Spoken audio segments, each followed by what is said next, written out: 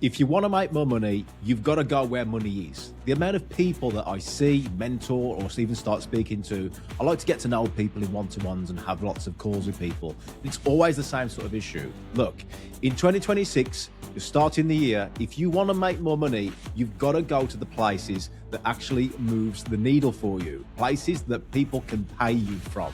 There is no point.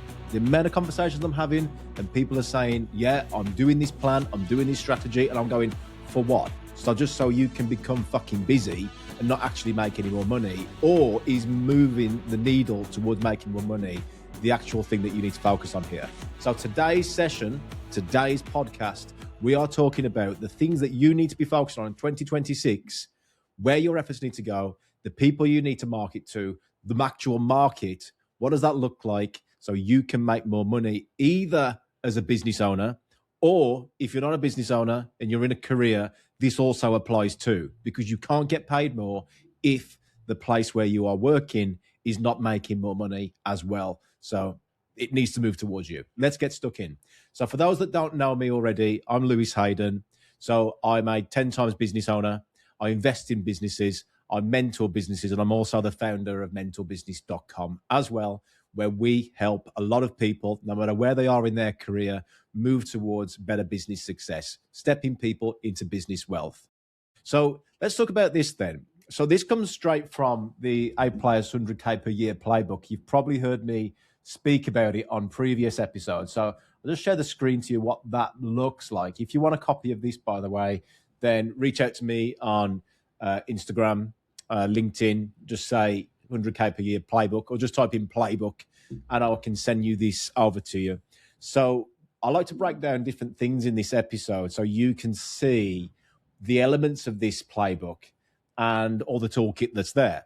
Again, if you want to go the next level from this playbook, there's the mentorbusiness.com hobby plan for anybody who's like dipping their toes in and wants to learn more about business and how to increase their income. Or there's the professional plan as well, where mentorbusiness.com actually pays you to refer on to other people, and you get a lot more stuff like community, etc.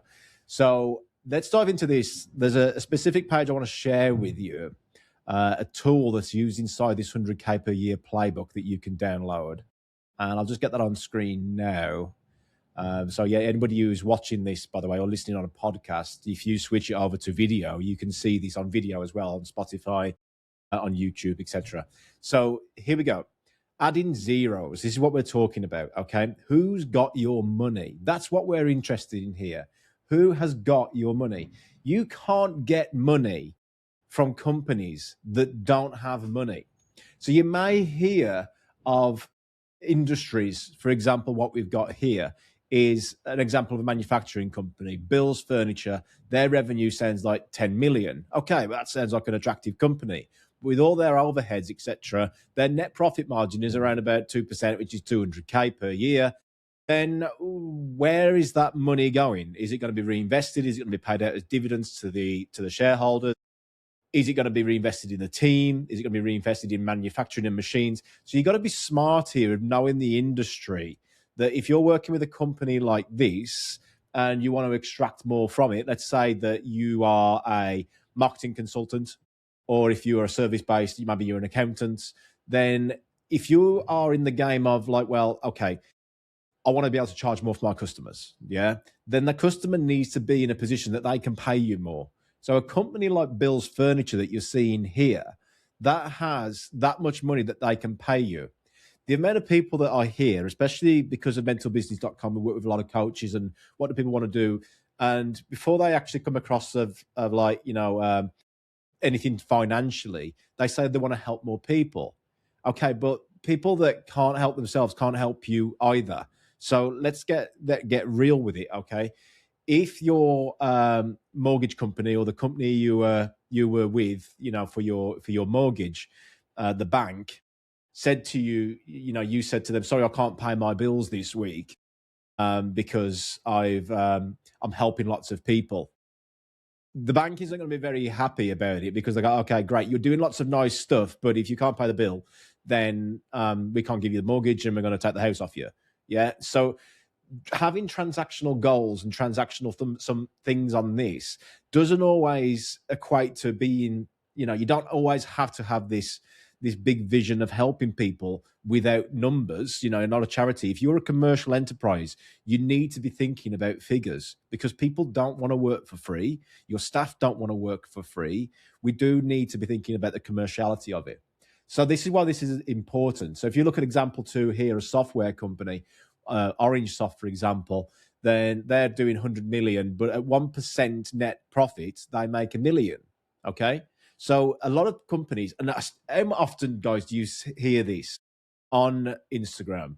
I can show you how to make 50K, 500K, 5 million. Yeah, whatever. I mean, I can show you how to make 50 million if you want to, but it's not the point, is it? Revenue is vanity. Profit is sanity. Yeah. That's the foundation we're working from. Step 2, if you want to get paid more for anything or service or product that you deliver, if you're selling to Orange Soft here versus Bill's Furniture, yeah, who could you service more for the rates that you want to sell at? Yeah, you need to go where the zeros are. Okay. And it's the same thing for when you're selling. I mean, I'm not going to do the podcast today. It is in the 100K playbook, by the way. It is on mentalbusiness.com. And if you want anything more tailored or speak to one of our mentors, then, I can set you up with a call with one of those. But we need to be making sure here that the first step of anything where you're, what I was about to say about the 100K playbook, is that does teach you how to sell to these companies. However, the first step to anything is finding the right company. Okay, because if you haven't found the right company that you want to work with, or maybe it's the industry. I mean, if you look at the difference here, you've got a manufacturing company versus a software company, Bill's Furniture versus Orange Soft, and they're doing totally different things. Yeah, they're doing totally different net profit, net margins. Okay, so sometimes it can be the industry. People go, well, I want to work with tech companies. Great, but would working with a different area in the tech industry also create you more money? And this is the point. You've got to look at where people can't pay you if they aren't making money in the first place. Okay, so something I would do, by the way, is if I was working with these, and a lot of the mentors and coaches do, is that we would look at, well, why is the margin so low on 10 million? Yeah, and that's why businesses can go on for 10, 20, 30 years without having business coaching or mentoring or any sort of management consulting. And they would only be making 200K, where if we got that up to 10%, their 10 million would actually make $1 million. So all the gurus that you listen to saying, you got a marketing problem, you got a sales problem, not all the time. Yeah. In these businesses that you're seeing here, they don't have marketing issues. They have profitability issues. It's an operational challenge. Okay. So just because maybe if you're starting out in business right now and you need to get more clients in, absolutely. But you also need to remember that this is a seesaw. You can add a lot more clients and not be making money. You need to do both. You need to scale sensibly. Now, example 3, Banana Soft, 100 million at 10%, it's 10 million. They've added another zero on there because now they have got their margins right. Yeah, it's the same company. It looks good on paper, both doing the same revenue, but these have their margins right. Okay, they've scaled in a different way that they can become profitable. Yeah, so 10 million out of that profit, that goes out as dividends. It goes out as in reinvesting in the company. It goes out in purchasing A players. It goes out in getting the best advisors, the best marketing companies, the best accountants, the best advisors in operations. Look, remember, revenue is vanity, profit is sanity. So the reason why I want to do this podcast today is if you have the goal for 2026 that you are now going to go out there and you're saying, hey, look, man, we're going to expand from 5 million to 7 million this year. Okay. Well, you're a week into 2026 now. And by the time people listen to this and going forward, you could be weeks or months into it. Here's the thing, right? You show me your calendar. You show me the behaviors that you're doing today. If the stuff you're doing is not different from last year's stuff you were doing, no matter how many plans and strategic meetings you may have, if the behavior is the same, you're going to get the same result. In fact, you'll probably get less than the same result because your competition's getting stronger and heavier. the economic world is changing. You've got to be adapting and growing. If you are not a growing, scaling, learning industry, then look, you've got to watch out here, because the companies that come along that will take over. Okay. So this is why it's important. Yes, you do want to get the planning days in. You should be having a yearly plan. You should know your 5-year plan. You should know your BHAG, your big, hairy, audacious goals that you're heading towards, the vision, where are you heading as a big 25-year plan, 10 to 25 years, then your 5-year, then your 1 year, then your 3 months, then your month, then your week. Yeah. All this needs to be planned out. The amount of companies I speak to, especially clients that come on in the first couple of months of doing any business coaching with me personally, it's like, yeah, well, we're doing this and we kind of know what works because we're doing this. I'm like, well, is that the ethos that you had last year? Yeah. And are you going to do the same this year and get a different result? Well, yeah. Look, sometimes there are variables that happen, but do you want to be in the situation where you're relying on outcomes, external factors to help you? Like, maybe the government will spend more money in our industry this year. Maybe it'll pick up and more customers will just come along and start knocking the door. Maybe this, maybe that. You need to be in a position where you take ownership, right? There's two sides to the fence.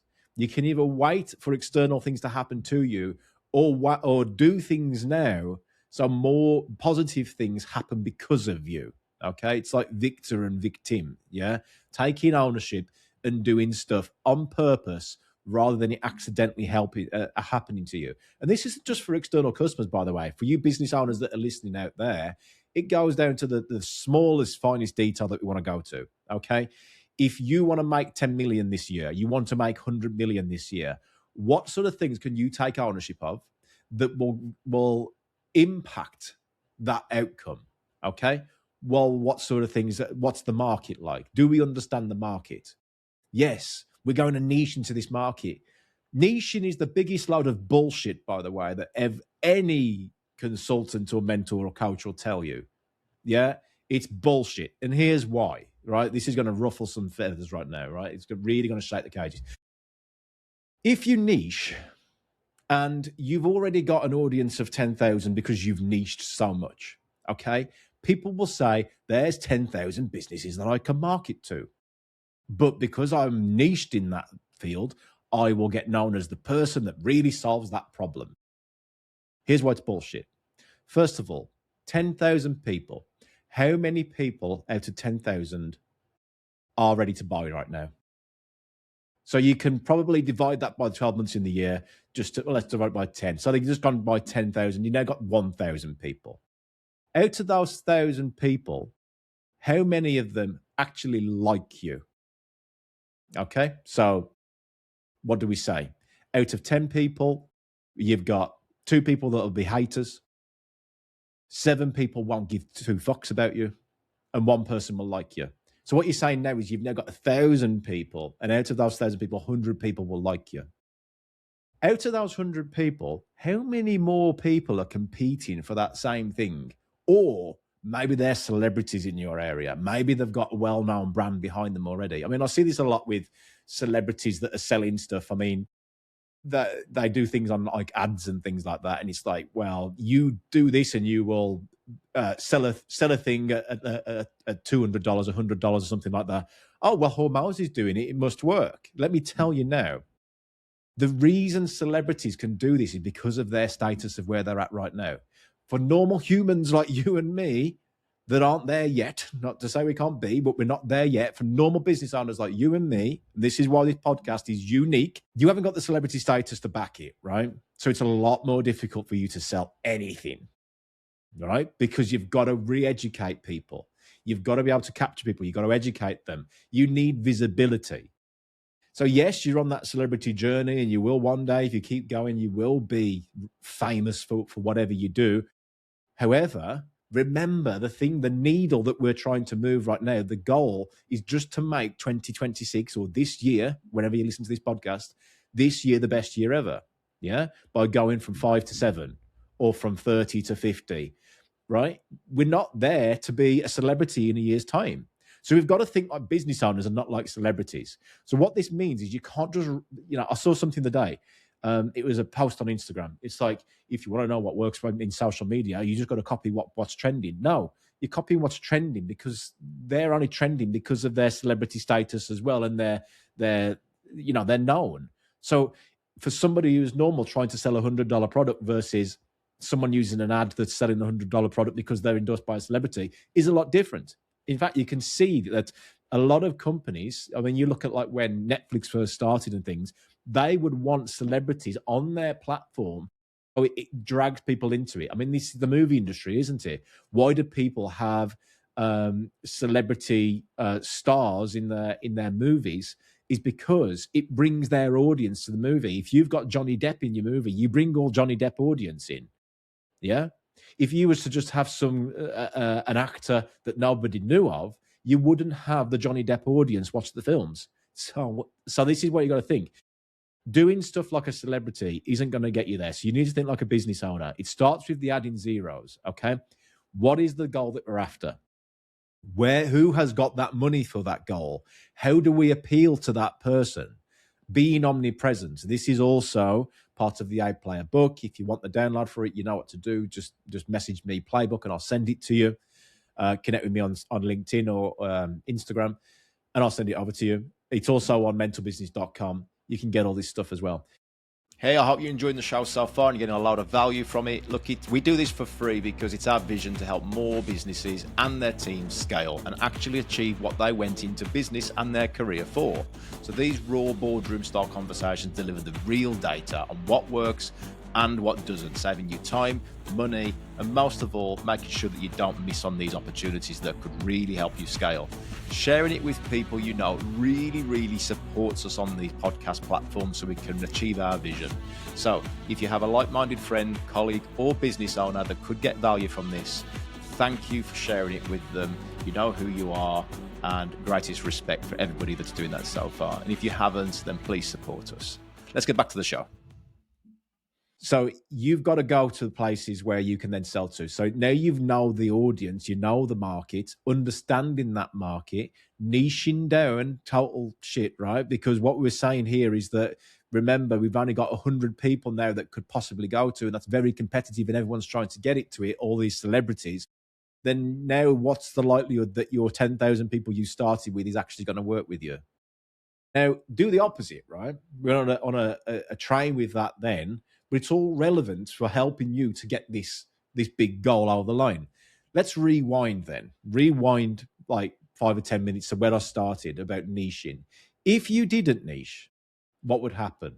You would be able to market and learn what it takes to market to a larger audience. Oh, Lewis, but it's a lot more competitive. Yes, you got to get better then, haven't you? You get better and then you find what audience is resonating. When you find the audience that resonating, then you can decide to do more for that. Let's say that you were a marketing company and all of a sudden you're finding that service-based businesses over manufacturing businesses are starting to resonate more. You're getting more sales, you're getting more leads from it. And then the next stage is okay, well, how do we funnel them down? How do we nurture them? Blah, blah, blah, blah. If you want more information on that, by the way, let me know. We can speak about it. But that is going to be a totally different marketing structure. So it's not just about getting in front of them. You need to be able to do stuff to get them from, look, people say it takes 5 points of contact to make a sale. Yeah. And there's data on this. It takes 5 to 12 points of contact to make a sale. In the world of marketing, that research was done back in like 2012 or whatever it was. The research now for 2026 would be completely different. So you can't take a model from 20 years ago. I mean, you're talking to I've got a doctorate in business administration. And if I use references below 2020, I get penalized for it because it's like, fucking hell. The way the world has moved forward right now is you can't use information from then. But a lot of people in their marketing and business are still using this stuff that worked 20 years ago. It's not relevant. So what we need to do here is figure out then what is the actual marketing, what's the funnel, how do we need to start to sell to them, how do we use the right software for it, how do we take the learnings from it, how do we test and analysis. There's a lot to it. Yeah, I can draw this all out with you if you want to have a session with me, but understanding that and going through with somebody that's done the learnings of it, not just coaching and consulting, but a mentor that's done it already, is really valuable. That can save you years and years or even decades of learning from I used to be a big collector of books, and some of the books now are like 2015, and a lot older than that. And I'm like, man, that isn't relevant in a world of today's world. I mean, it changes every 2 years. If you look at the data now versus should we do talking head videos versus graphic videos on social media, then it's really wide apart. And you're seeing people doing it because they think it works, and then it doesn't work because they're not actually getting any clients from it. You've got to be careful here as well. Do you want more impressions? Do you want likes? Or do you want clients? There's a difference, okay? So the reason I'm saying this is because you've got to really understand the numbers, right? What we spoke about so far. Find out where the companies are who've got the money that can then part with the money to pay you so you can pay yourself and achieve your goals. The step forward from that then is to also go, okay, well, how do I get visible? How do I get known within this industry? Do I go for a market of 10,000? Do I go for a market of 1 million? Do I go for a market of 10 million? Well, if you've got the right marketing systems in place, you can test and track it. You can find your niche, and it will tell you what your market is and what you resonate with more. Okay? So this is all stuff that you've got to be working with and understanding and on the steps. And having somebody that could take you through there even faster and hold your hand is always a benefit. Okay? But yet it does come at a cost. But remember, growth costs money. Growth costs money. If you're thinking that you can wing it through 2026 by doing the same shitty behaviors as before, okay, let's be fair. There wasn't shitty. They've got you where you are. Well done. Congratulations. What got you here won't get you there. Okay? And it all comes down to behaviors. All this stuff about mindset, all this stuff about, whatever it may be about reducing stress or the emotional stuff around it and things like it, it's great. Yeah, but it's not the actual thing that correlates to results. The only thing that correlates to results is behavior. Doing different shit will get you a different result. And it starts today in January in 2026. Or if you're listening to this in March or 2027, 2030, whatever, it starts today. You've got to change the behavior in what you do. The way that you behave around money needs to change as well. If you want to grow to these goals and you've got a goal that you want to go from £500,000 to 1 million this year, or maybe it's a personal income goal, you want to go from 50K to 150K this year, you need to invest in you. Yeah. Growth costs money. So the next question is where do you spend your money? That's why you need to be able to see, test and trial lots of different people, lots of different areas, lots of different learning.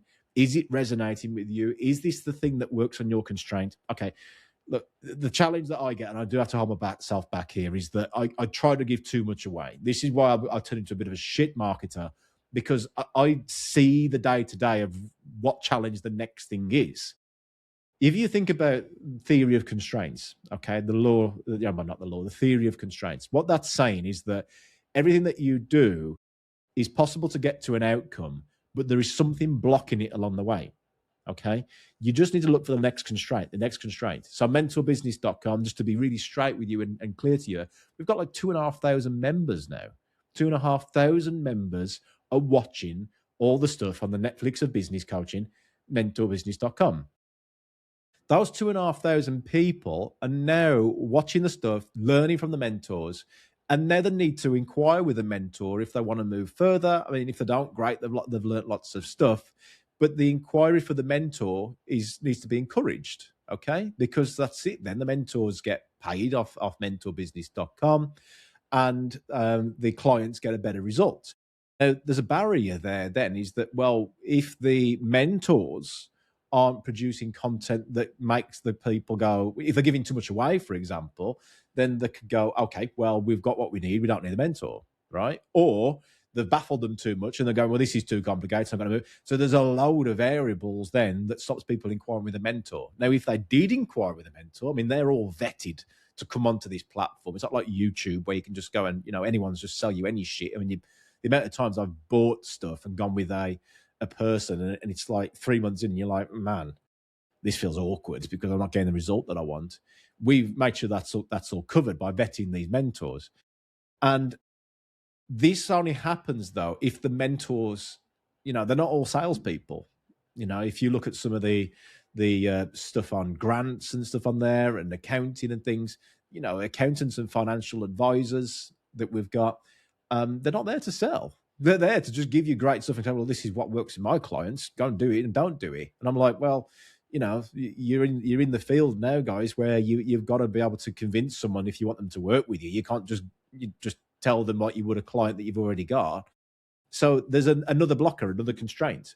So the constraint is that we've got to put training courses on to train the mentors how to deliver value and make it a win-win for clients. Otherwise, they won't get the clients. So that's what where it reaches, and there's constraints. Now we're working on that, and that's the next step of it. So what do? Let's put some more live events on. Let's put more events on, give it to the community, give it to the pro members. They can do more stuff with you. And then, that's another taster. So we're contributing towards that constraint. Now, the reason I'm giving all this away, I'm very transparent, is because it's the lessons that I learn along my world. There's 10 businesses, some of those are turning over millions and millions. And I'm not saying that to gloat, by the way. I'm saying that because it's real. Why would you rather have somebody who just talks theory or somebody that actually tells you of what they've done? Or would you rather have somebody who's telling you what they're going to do or telling you somebody what's worked, right? So I'm only here, guys, to tell you what has worked, what doesn't work.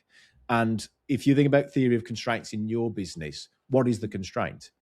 It's good starts to say that I want to achieve 10 million this year. You've all got financial goals. You want to pay yourself 100K, 200K, 300K from your business. However, without doing this stuff of the theory of constraints here, let's start at the top of the constraints. Well, from the bottom, you want to pay yourself £500,000 or $500,000, whatever it may be. For that to happen, you need a company that's doing 5 to 10 million, and it's got to have the right profit margins. So there's a constraint. Let's get the margins right. Okay, for now we've got those margins right. What's the constraint? Operational. So what's the overheads? What's the cost of goods? What's the cost of service? Now we've got that right. What's the constraint?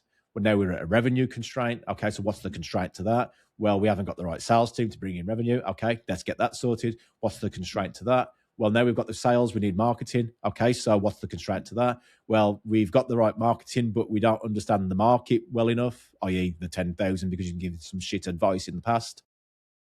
It starts to reach a point where it starts to meet in the middle as well. Okay, so yeah, you can go with the market, and then the funnel of just, well, not funnel really, but the process of just giving you about the constraints can reach a point where you're kind of like, you're doing both, but you're meeting in the middle and going, that's my issue. That's my challenge. By the way, what I've just given you would be the first foundation, the first steps of a call with me when it comes to my personal mentoring and coaching, because I don't want to waste your time by just giving you a generic model and going, hey, look, this is what we do. It's like, no, look, you're paying me.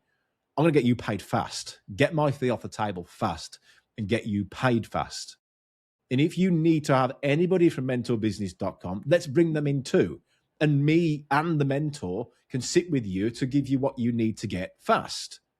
Or some people say, well, Lewis, I just want to work with you and your team. And something they get from me as well is that I go, okay, well, here's Gavin. Bring Gavin in. He's a sales director and he's now MD of one of the companies. It's like, well, there's Gavin. You can work with Gavin for a few weeks if you want, and I'll sit in and guide. The main thing is that don't waste your money on something generic. Really focus on what that constraint is. And that pulls this whole episode in together of this is how you go where the money is in 2026. You focus on the market that's got your money, adding zeros.